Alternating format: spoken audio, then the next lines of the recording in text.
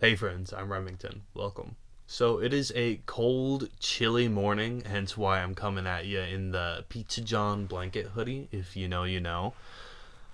Anyway, I have been doing a little bit of reading this year so far. I'm going to be covering in this video both January and February, just because I don't know. I feel like I don't read quite enough in 1 month to really have a proper update. So I'm gonna I don't know how I'm gonna be doing it, but probably like every other month. That's where I'm at right now, at least. I'm pretty happy with my reading so far throughout the year. Although I'm in the last week, I've kind of started to like veer off the path that I set for myself a little bit, because like here is my TBR for the year, roughly. Like I said that I wanted to read like 50% of this before the year's over. But as we'll see as we get into the actual stack itself, I'm veering off a little bit, and we'll get into why. Anyway, let's just jump right in and start talking about the books themselves. The first book that I read in 2025 was Persepolis 2. Now, this is the second half of a graphic novel by Margie Straprey. It is a memoir. It's about her growing up in Iran. The first part of the memoir is her growing up, and then this part's more about her leaving and her living in Europe for a while and how that changed her, and then eventually coming back to Iran. There was a lot of turmoil. I believe that this was written in like the 1980s, and there was a lot of turmoil in Iran around this time. With the Iranian Revolution, and it was very interesting to see the effects that had on Margie as she was just trying to live her life. The cultural differences she had with the people around her, and how she at first tried to rebel from her upbringing and then eventually came around and found some kind of solace in it, and appreciated it a lot more than she had growing up. The only real criticism that I have of these books, and this applies to the first one as well, is the subject matter at times is incredibly mature. And given that it's a graphic novel, it by design kind of handles that in an almost childish way. And at times I feel like that really subtracts from the message. It makes more sense with the first one, because in the first one she's a young child, whereas in this one she's a teen and an adult in parts of it. So that kind of undermining of the message with the tonality of it is just a little jarring at times, and that's why I think I didn't jive with it quite as much. It's still good, and I would still recommend it, especially if you're a fan of graphic novels. I'm going to give Persepolis 2 3.5 stars. Alright, next up in January, I read Advertising Shits in Your Head. This is a little book that I had been hearing about for quite a while.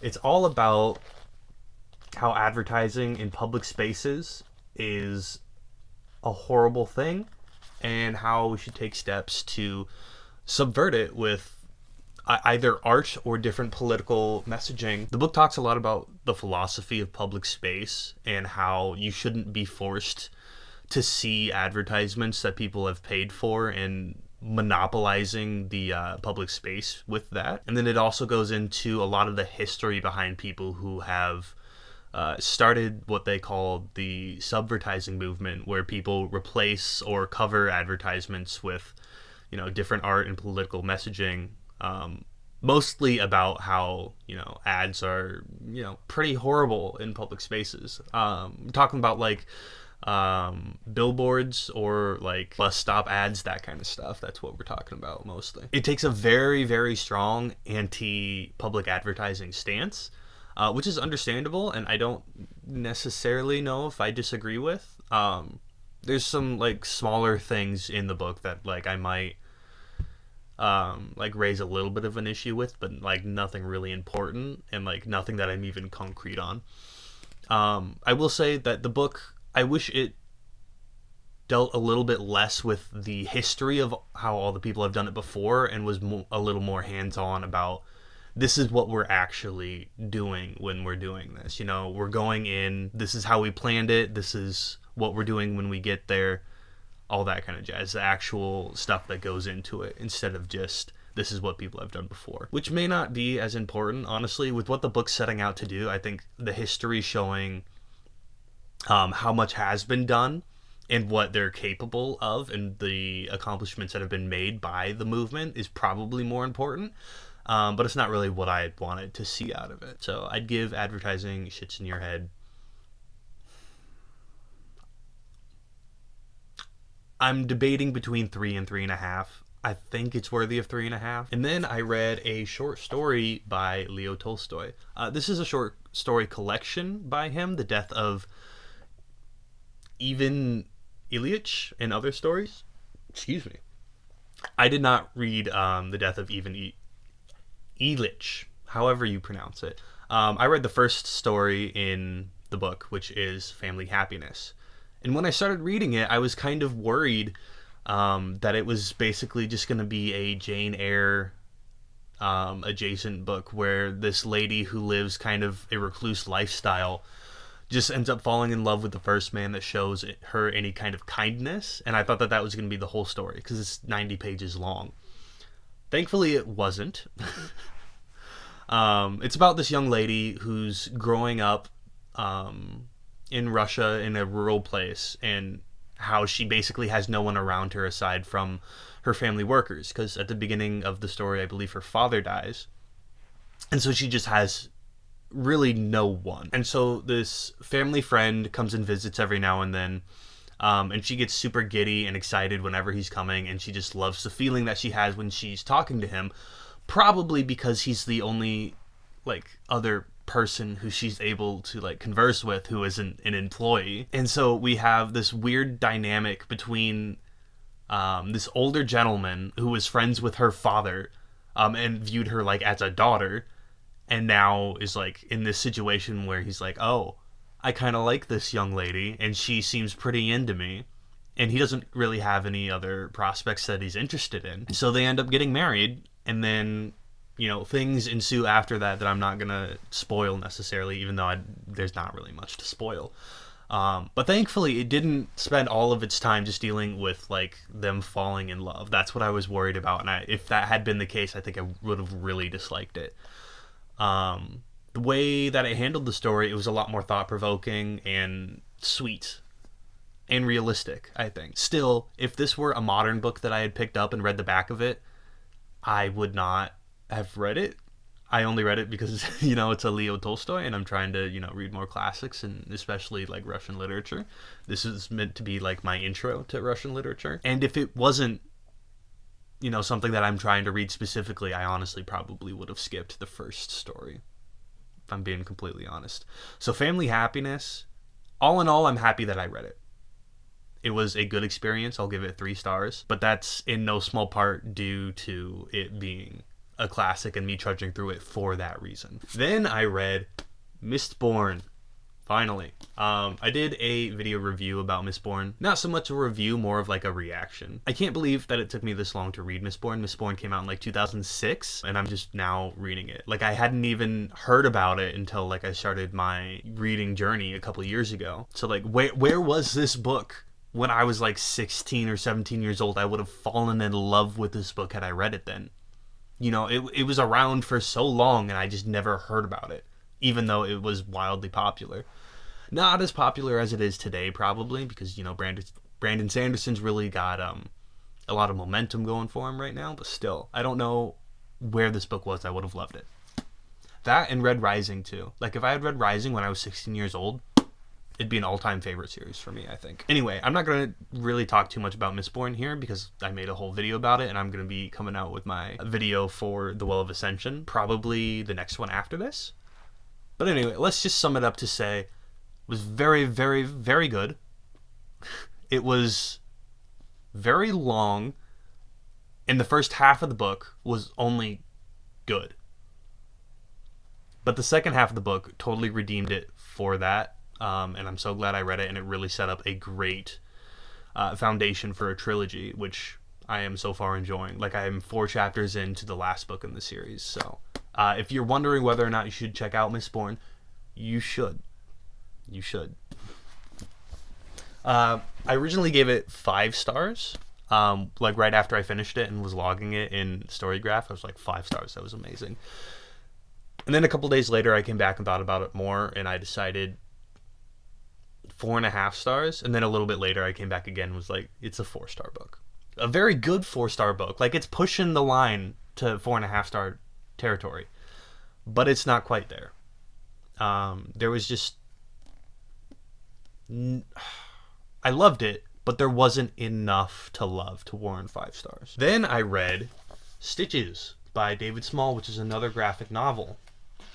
And this one was a little bit of a disappointment. I found this at a thrift store, and I had never heard about it before, so in that sense, it was way better than it should have been. But in the sense of just, like, a book that I would have sought out on my own and, like, picked out, it left a little to be desired. It's a memoir about David Small growing up in Detroit and the family dynamics that he found himself in, which sucked. It's about him dealing with a lot of different medical issues and an abusive family that barely cares about him, and it was a tough read, honestly. Also, it was strange in the formatting of it, because there's barely any dialogue in the whole book. Like, it's mostly told just through the depictions, which I think worked pretty well. The only thing that I will say about that is that it just made it go by so quickly. And, like, I was making a point not to read this quickly, because it was very obvious, like, it's not meant to be, just sucked up like that. You got to sit with it for a little while, and so that's what I was trying to do. But even with that, just because of the lack of dialogue throughout the book, it just went by way too quickly for it to really have the impact that I think it was going for, and that it is worthy of having. Like, after I sat with it for a couple hours and just thought about it, I think that it's flawed in the way that it's presented. I don't know how I would change it to fix that flaw. But yeah, the pacing of it was just a little bit off. And that's the reason that I can only give it 3 stars. And then the last book I read in January was Angela Davis's Women Racing Class. And this was the first book that I tabbed. I did an awful job of tabbing it. They're all sticking out way too far, and that's really annoying to me. Anyway, I'm so glad I read this book. So this book is really about the intersectionality between the women's rights movement and the black suffrage movement. It also deals with the abolishment of slavery as well as black suffrage in general, but it focuses on the intersectionality between all of those issues. So far in what I've read from Angela Davis, she includes strong themes of solidarity in all of her works. I say all when I've read two, this one and Freedom is a Constant Struggle, but in both of them, solidarity is a big topic that she emphasizes quite a bit. And in this one, she talks a lot about how the early women's rights movement really supported emancipation for black people, but how they kind of, in a large part, not completely, kind of switched up when it came to suffrage. A lot of the women's rights movement had the view that black people shouldn't have the right to vote until or after women also have the right to vote, which in a vacuum doesn't sound like that terrible of a stance. Like, obviously everybody deserves the right to vote. That's not too complicated. However, given the historical circumstances and the, oppression that black people were going through at this time, they really should have pumped the brakes a little bit and, given their support for black suffrage. Because both were not going to happen at the same time in this point in history. So they really should have given their support to the community that really needed it at the time. Not that women didn't need the right to vote, of course, but there was just a vast difference in how the two people, or how the two populations were treated. But yeah, this book covers, for the most part, about 100 years of history that I was vaguely aware of, but barely. It was a big blind spot for me, and although this doesn't completely fill in that blind spot for me, it did a very good job of filling in a lot of holes that I had.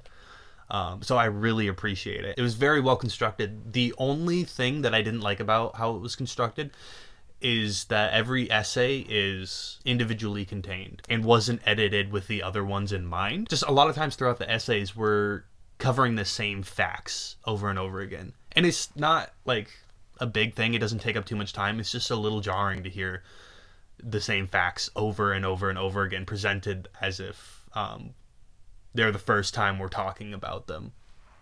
And that's just due to being unedited essays, which really isn't a big deal. For the most part, they all flowed together really well. So I'll give Women, Race, and Class 4 stars for Angela Davis. Ooh, man, my hair is a mess.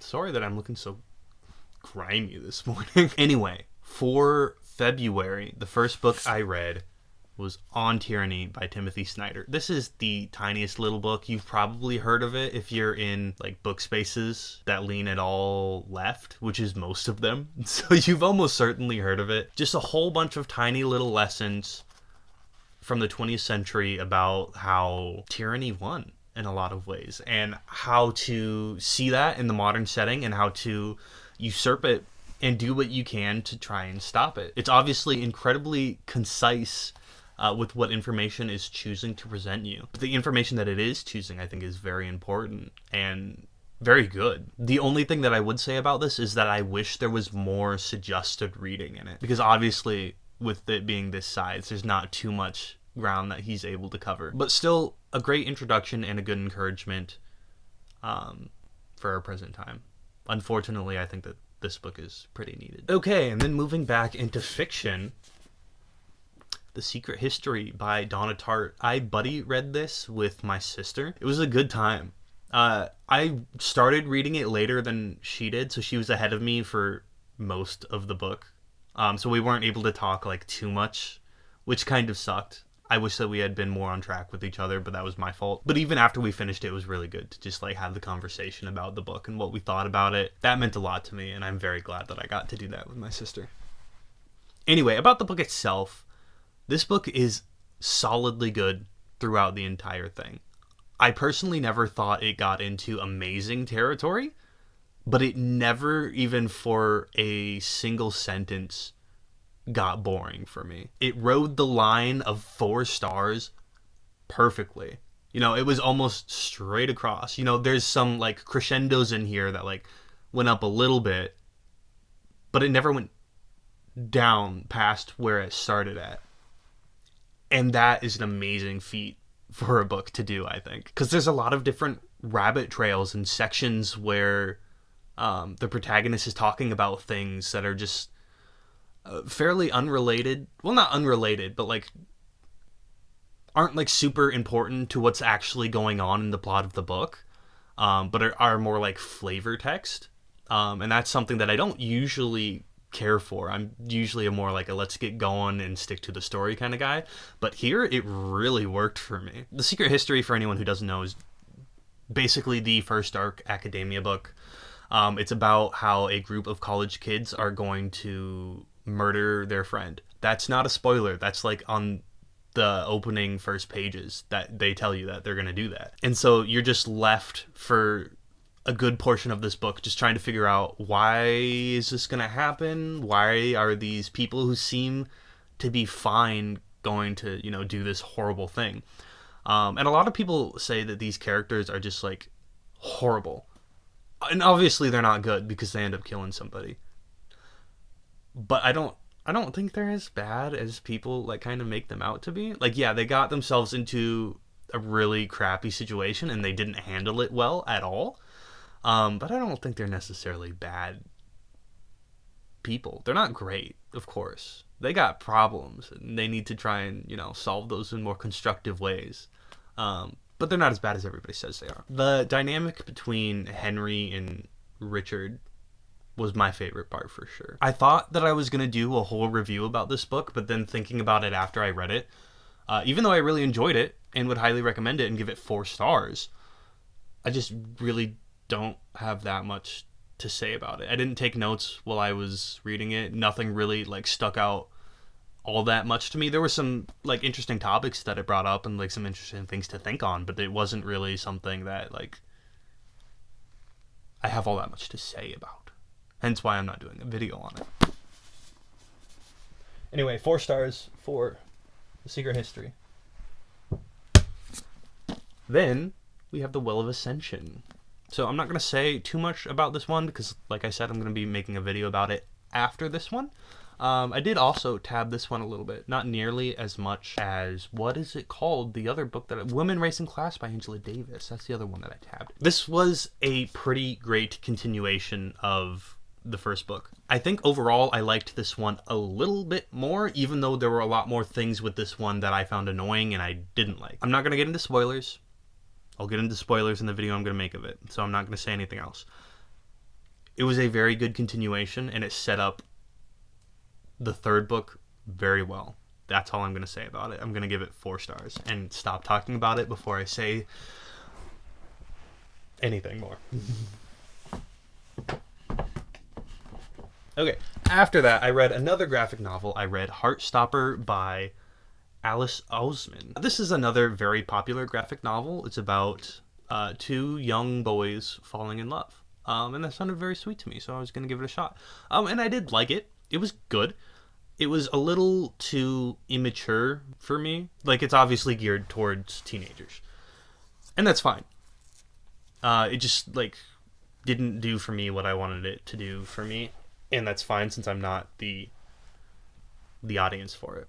So I probably won't continue to read them unless, like, I find them really cheaply at, like, a used bookstore or thrift store or something like that.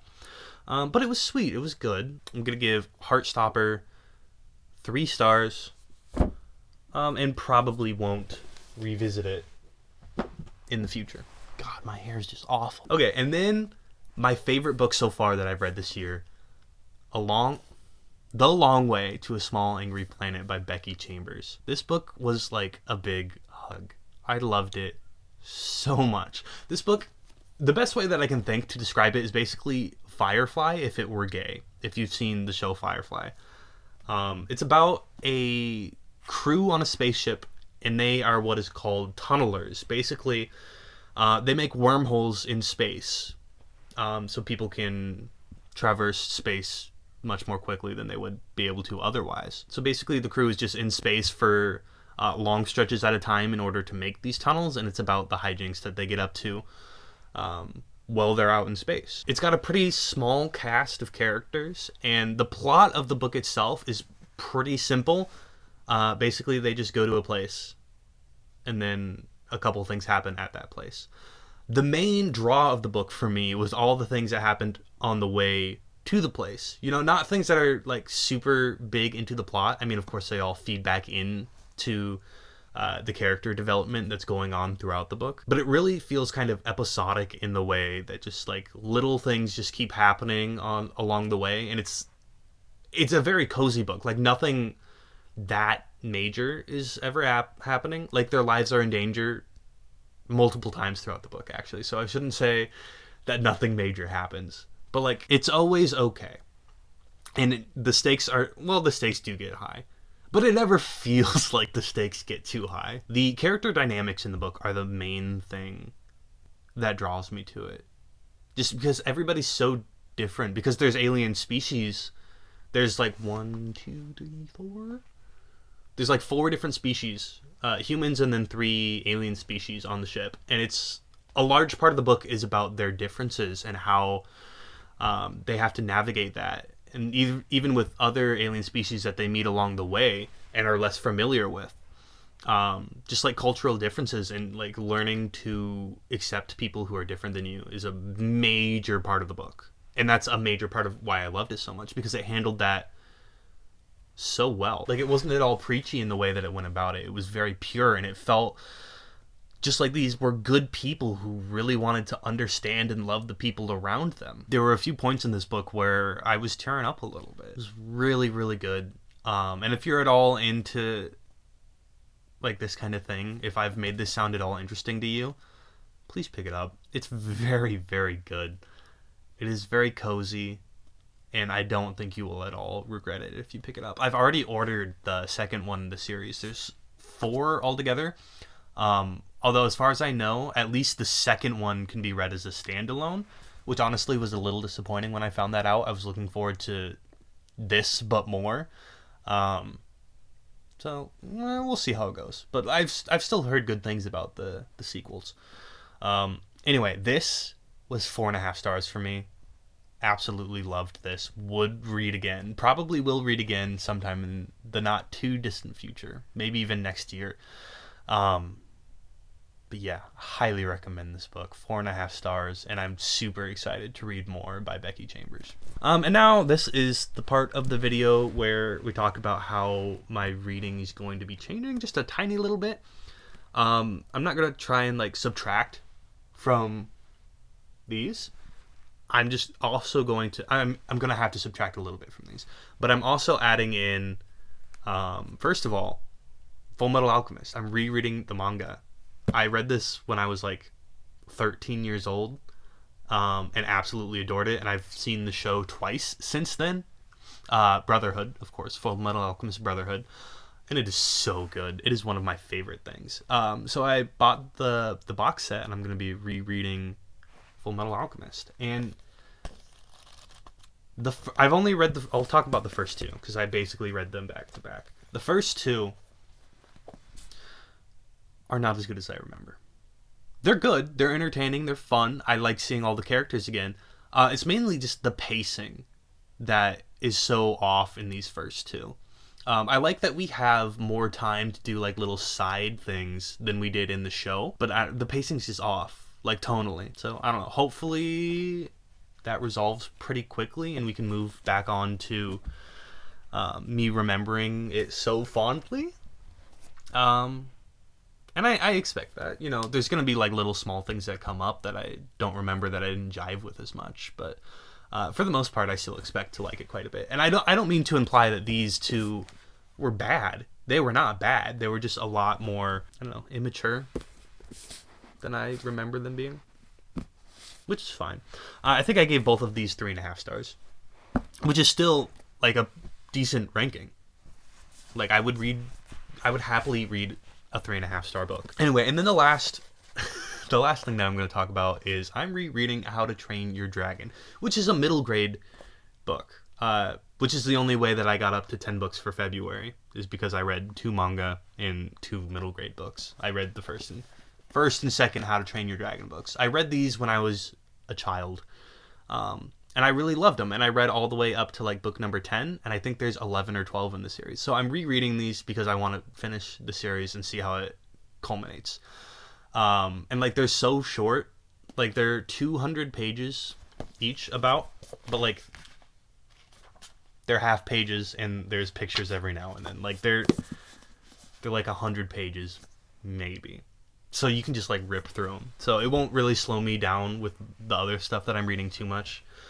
And there's only 12 of them, so I'll get through them very quickly. They are, of course, going to inflate my book reading goals, which I don't really care about because those don't really mean anything anyway. Anyway, about How to Train Your Dragon specifically. If you've seen the movies How to Train Your Dragon, these are very little like them. Like, they could not be more different. I'll probably do a little video about the series as a whole when I finish it, so I'm not going to talk about too much right here, but they're very short, they're very sweet, and they're like genuinely funny. Obviously, like these are written for like 10-12-year-old boys, so they're pretty immature, but there's also a lot of like just smart humor and like good writing. It's again geared towards young boys, but like just the little things that Cressida Cowell includes in here is like hilarious. Like some of the chapter titles, like even though these are geared towards young boys, the writing is still good, and there's still like little tidbits here and there that I can appreciate. For the most part, it's definitely nostalgia. Like these are not amazing books. There's so much like Deus Ex Machina kind of stuff that happens in these. Like it's so unbelievable that like Hiccup is basically just able to make it out of the situations he's finding himself in just by pure luck alone. So in that way, like they're not good, but they're just like, I want to say it's not all nostalgia. They're clever, they're fun, they're wholesome. I like them. Obviously they're not like the best thing I've ever read. Like, both of these are 3-star books. And that's definitely partially nostalgia. But, like, what can you expect when you're reading middle grade? Anyway, that's all that I read for January and February. I'm very happy with everything I've read so far. I forgot to talk about one book. Okay, so I lied, actually. The first book that I read was actually His and Hers by Alice Feeney. I think it was Alice Feeney. Book cover right here, in case I got it wrong. Hopefully I didn't. I'll look like a big fool if I did. Anyway. I read this book in audiobook format as I was coming back from California to Michigan. Me and my girlfriend were doing a road trip back, so we listened to it over the course of a day and a half. And I don't think that was the right way to listen to this book. I still think that I would have thought it was a bad book even if we hadn't listened to it in such a short time frame, but such a short time frame definitely didn't give the book any good chances that it wouldn't have had otherwise. It's a fairly basic murder mystery thriller. The main thing that I didn't like about it is that basically in every chapter, it's strongly hinting that someone else was the killer. And like every chapter just ends with a cliffhanger, like, ooh, maybe it was actually this person. No, maybe it was actually this person. And I really didn't appreciate that. And even when the full thing came together, it didn't come together in a satisfying way. The twist was just too out there, in my opinion, and not satisfying, especially since it kept setting up, like, basically anybody to be the killer. Yeah, you definitely could have pieced it together. That's part of the reason why I think it wasn't the best idea to read it in a day and a half on a road trip. Was just because you don't really have time to mull over anything and like piece things together while you're not reading it. But still, even if I did have more time, I don't think I would have found the conclusion satisfying. It felt so cheap, and I didn't like it, and I didn't appreciate it. One thing that I will say about it is that it was so bad that it was good. And so at least me and my girlfriend listening to it on the way to Michigan, like, we could both agree, like, yeah, this is ridiculous, but like it's kind of fun in the way that it's ridiculously bad. So I'll give it 1.5 stars. Anyway, that is all that I read in January and February. I'm very happy with everything I've read, even though I read 1.5 star book and also a couple 4-star books. I think that's a pretty good spread, honestly. No 5-star books yet, even though A Long Way to a Small and Great Planet got pretty close a couple of times. Like, I debated putting it at 5 stars, but my rule is if I'm not sure that it's a 5-star book, if there's any question about it, then it's not a 5-star book. So, like I said, happy with the reading, excited to continue, even though I'm taking a little bit more of a jiggy-joggy in my TBR than I thought I was going to, because I needed a little bit of wholesomeness and nostalgia in my life with the way that everything's going. I still think that I'll pretty easily be able to get through 50% of the books that I wanted to at the beginning of the year. And I have also been adding like a couple more up there, like this chunker, The Third Reich in Power, just because I think that might be a little relevant to the situation we're finding ourselves in. Hopefully not super relevant, but like it seems like it's going to be a little relevant maybe, and that's kind of alarming. And that's a big reason why I started to include the nostalgia. Anyway, I'm definitely rambling at this point, so if you've made it this far, thank you so much for walking. If you've made it this far, thank you so much for watching. I really appreciate you being here.